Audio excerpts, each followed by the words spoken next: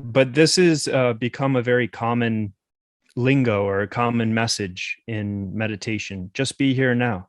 Ram Dass, just be here now. It's that easy. Just be here now. But the question is the problem, the part one of this presentation. Why doesn't the mind stay here now? Why doesn't the mind just stay with that feeling of loving kindness or just stay with the breath? It's so easy. Why doesn't it stay there? Why is the mind unstable, in other words? And there's different ways of calling this. It's agitation in the mind, right? Or there's some kind of stress there, like something needs to get done, or a dis-ease, a feeling of dis-ease, like I can't just sit here and be happy. I need to do something.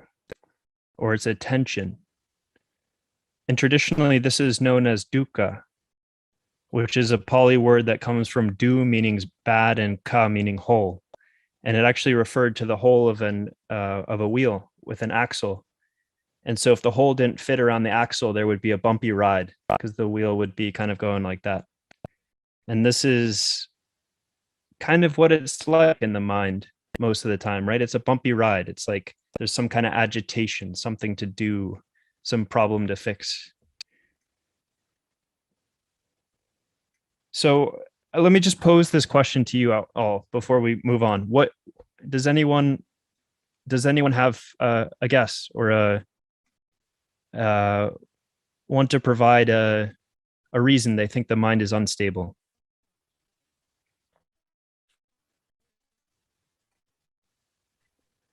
I can't actually see if anyone's raising their hand, so maybe if you want to just unmute yourself.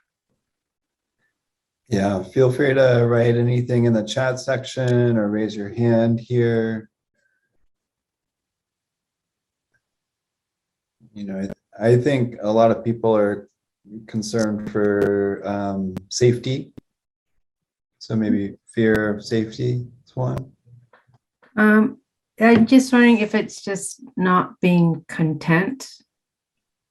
And so you're always grasping for something that's going to make it better. So you're not in the present. So you're always, okay, what is going to happen that's going to make me happy? Yes. I don't know. I just sort of... Awesome. Yeah. So fear, discontent, desire for things to be different than they are. So we're just going to walk through the chain of causality here. So the direct cause, according to the tradition of the Buddhist tradition, and then as we'll talk about the neuroscience, but just starting with the direct cause in our experience of this tension is craving. And craving is a word, it's just like you were saying, it's the I like it, I don't like it mind. It's wanting this moment to be different. It's reactivity. It's grasping.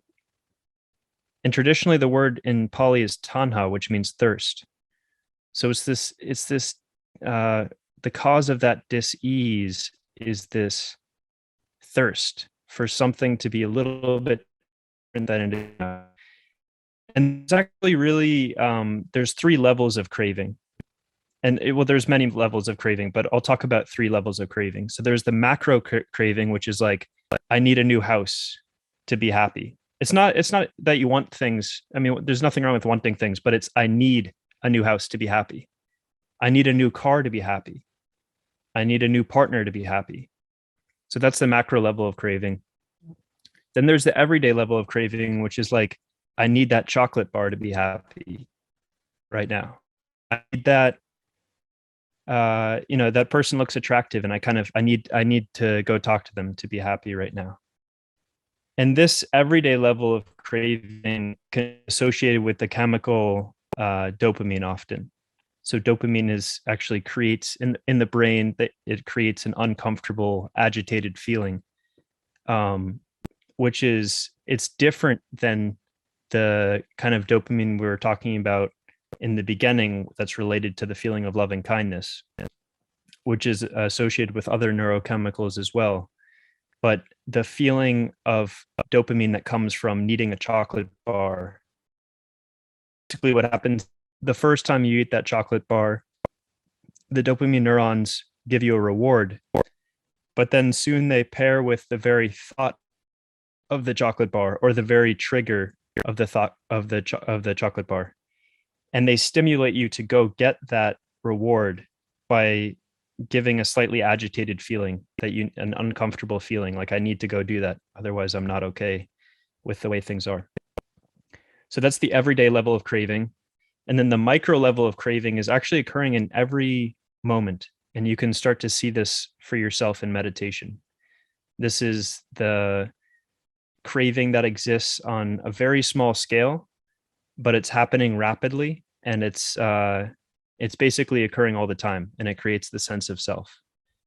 So we'll talk about that more.